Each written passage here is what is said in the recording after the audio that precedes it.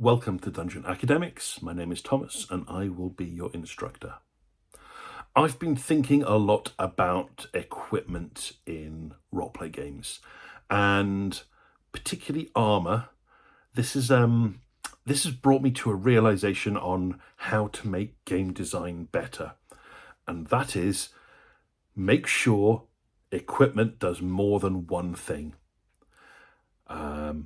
What do I mean by that? Okay, let's look at armor in Dungeons and Dragons because that's really easy. Armor in Dungeons and Dragons does one thing: it gives you armor class. And for each character, there is normally a best type of armor.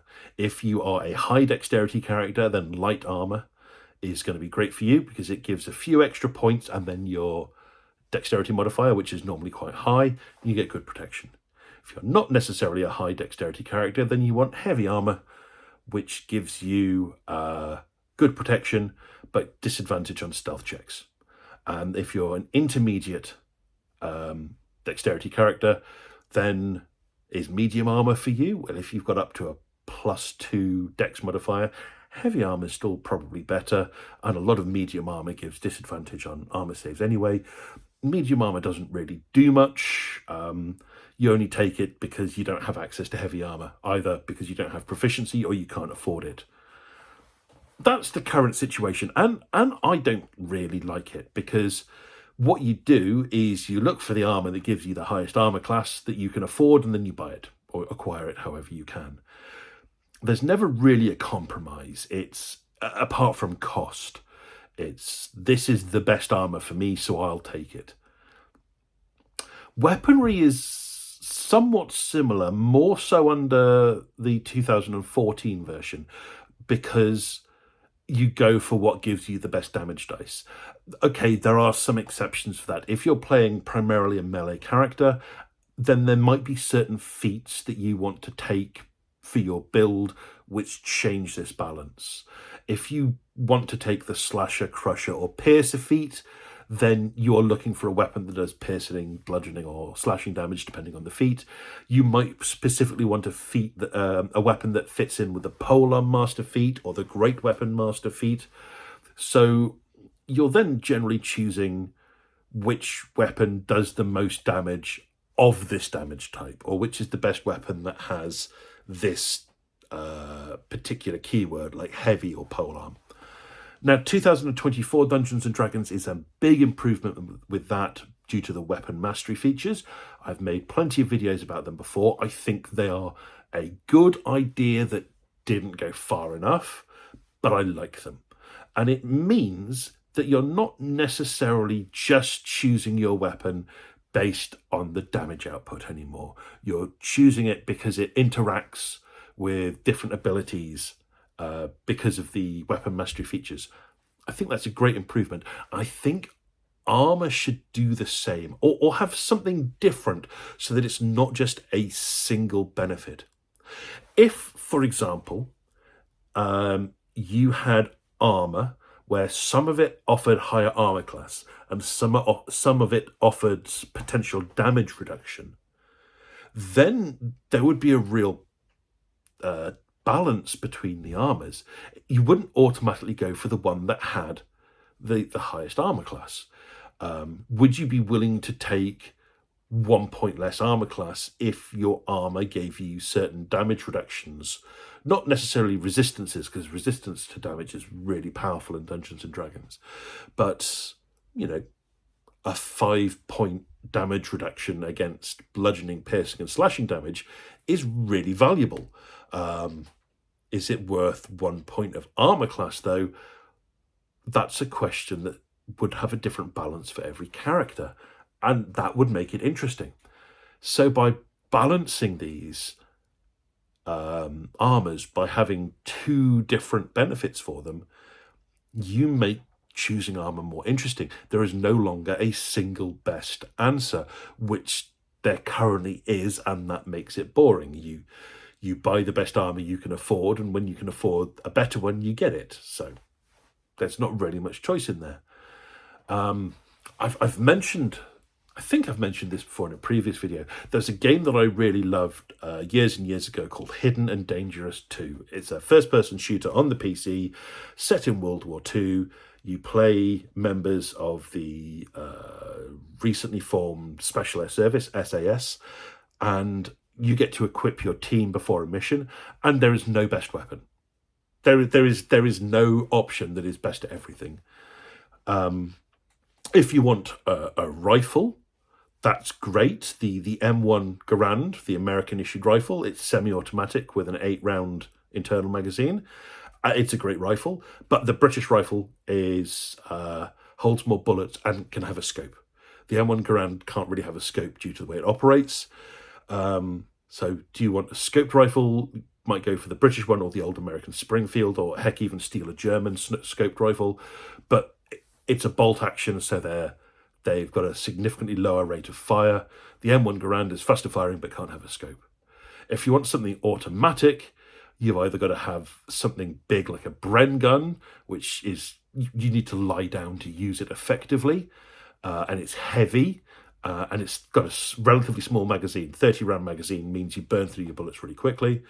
Or you can have a Sten gun, which is a submachine gun, which is light, compact. You can fire it on the move, but you can't hit anything more than spitting distance away from you.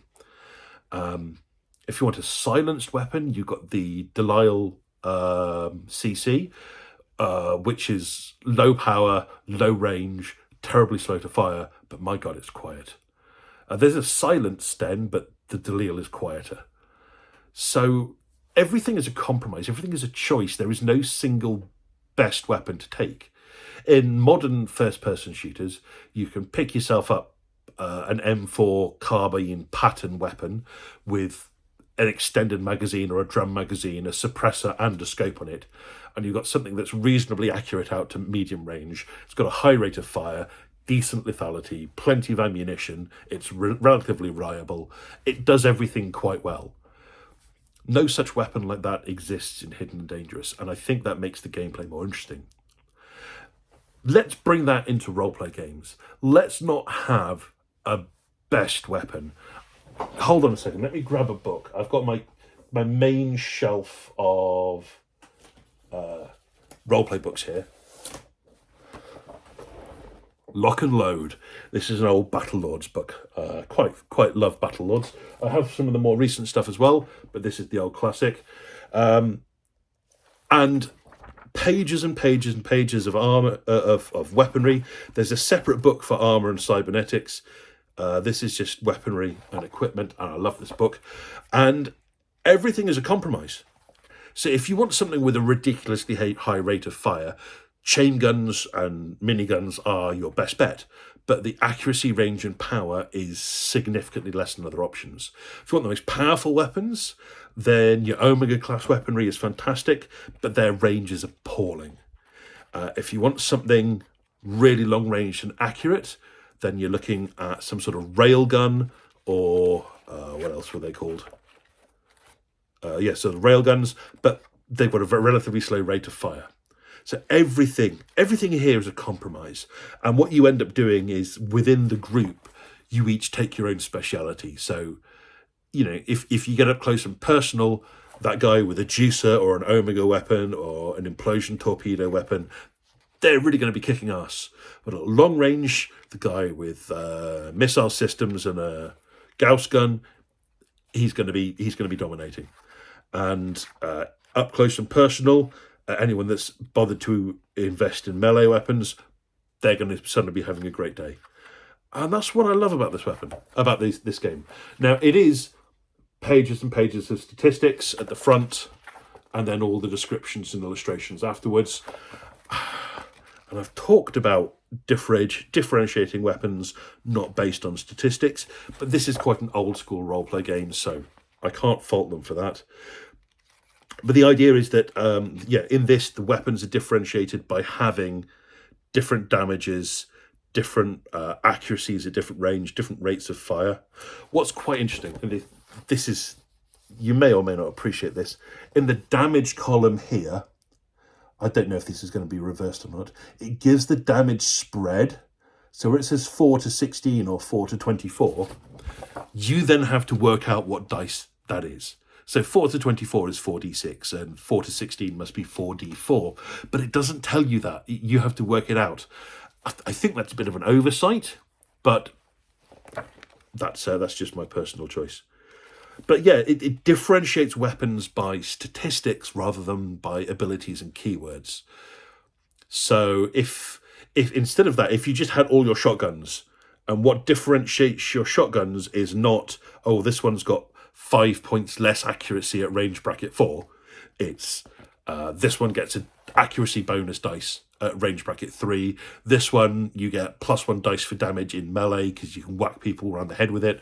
I think that's a better way of differentiating weapons than just pages of statistics. Though younger me absolutely loved pages of weapon statistics, and I have several books of it, and I pored over them and memorized, which were the best options, and theory crafted characters based on millions of mega credits that I didn't have yet.